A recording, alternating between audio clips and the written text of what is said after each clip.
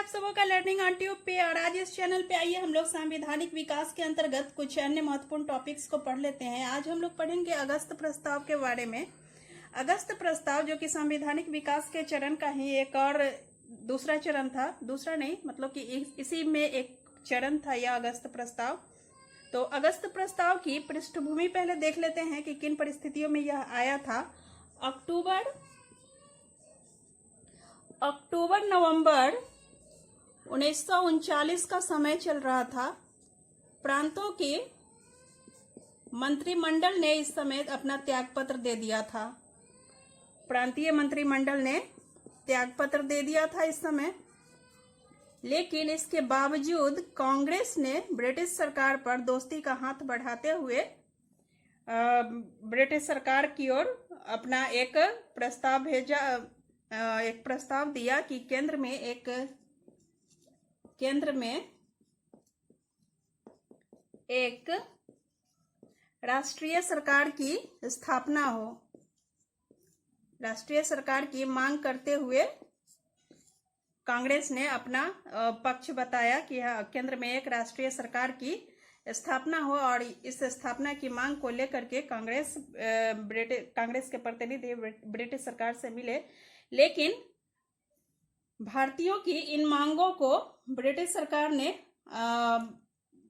अवहेलना कर दी, उनको रिफ्यूज कर दिया, और उसकी बजाय जैसा कांग्रेस ने मांगा था उसके बदले में अपनी तरफ से एक अन्य प्रस्ताव लॉर्ड लिनलिथगो के द्वारा लाया गया। लॉर्ड लिनलिथगो, ध्यान से देखिएगा वीडियो, लॉर्ड लिनलिथगो के द्वारा लाया गया था और यही अगस्त प्रस्ताव कहलाया। और यह अगस्त प्रस्ताव 8 अगस्त 1940 को लाया गया था। 8 अगस्त 1940 को यह अगस्त प्रस्ताव लाया गया था। तो देखते हैं इस प्रस्ताव में क्या क्या मुख्य मुख्य बातें थी, वो हम लोग देख लेते हैं इसके प्रावधान को। ठीक है, तो इस अगस्त प्रस्ताव में भारतीयों के लिए एक डोमिनियन स्टेट्स का एक लक्ष्य रखा गया था कि भारतीय एक लक्ष्य अपना डोमिनियन स्टेट्स का निर्धारित करे। तो डोमिनियन स्टेट्स का एक लक्ष्य दिया गया था भारतीयों को, लेकिन यह कब दिया जाएगा यह स्पष्ट नहीं किया गया था इसमें। ठीक है, नेक्स्ट है कि भारतीयों को एक युद्ध सलाहकार परिषद की स्थापना की जाएगी, जिसमें भारतीयों को भी शामिल किया जाएगा। एक युद्ध सलाहकार परिषद की स्थापना की जाए, जिसमें भारतीयों को भी शामिल किया जाए। ठीक है, दूसरी बात तो यह। तीसरी बात यह थी कि वायसराय की कार्यकारिणी परिषद का विस्तार किया जाएगा। वायसराय की कार्यकारिणी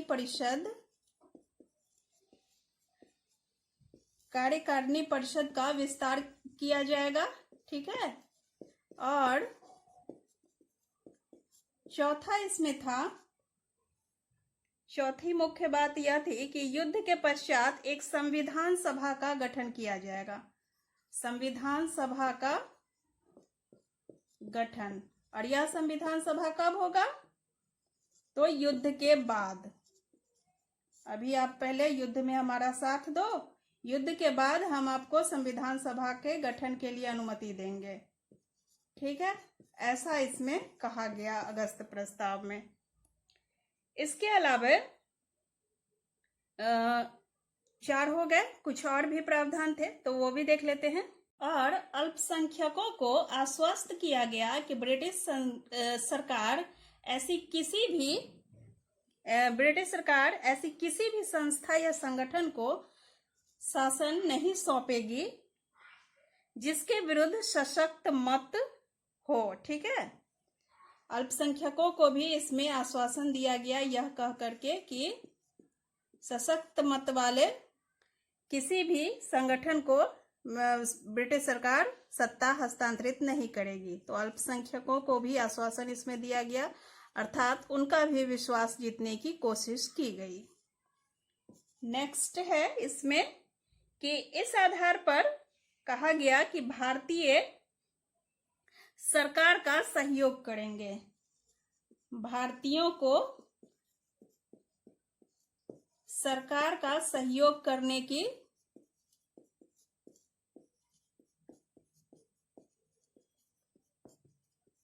सहयोग करने को कहा गया इसमें।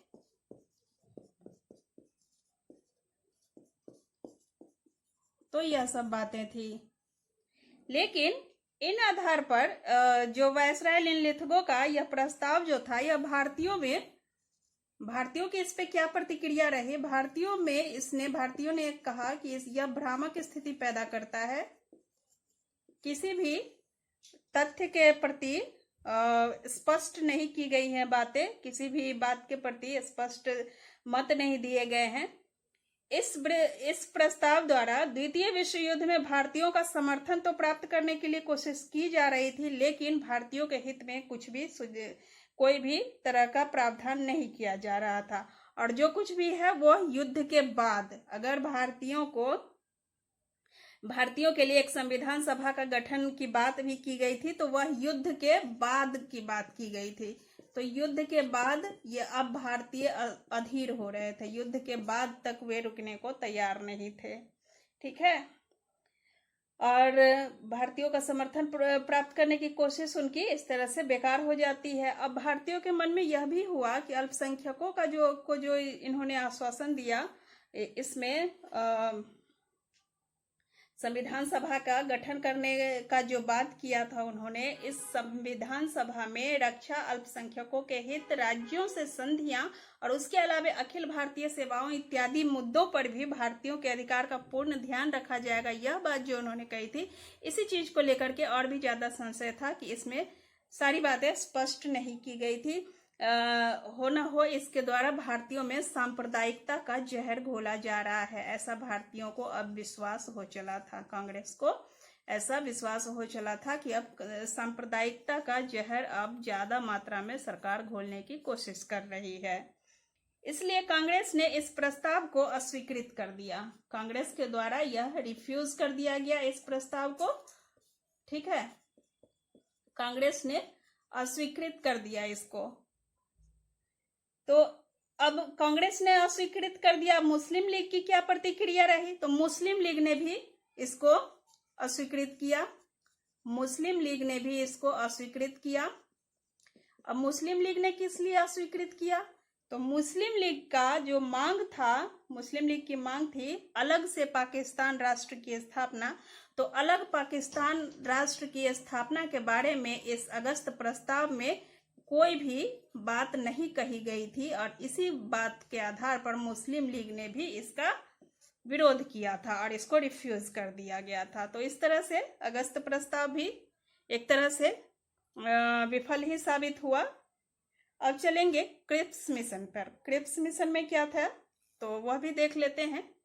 तो नेक्स्ट वीडियो में हम लोग क्रिप्स मिशन को कर लेंगे। ठीक है, धन्यवाद दोस्तों वीडियो देखने के लिए, और साथ ही आप सबों से रिक्वेस्ट है कि इस वीडियो को ज़्यादा से ज़्यादा मात्रा में शेयर करके अपने सभी स्टूडेंट्स के बीच इसे लोकप्रिय बनाएं।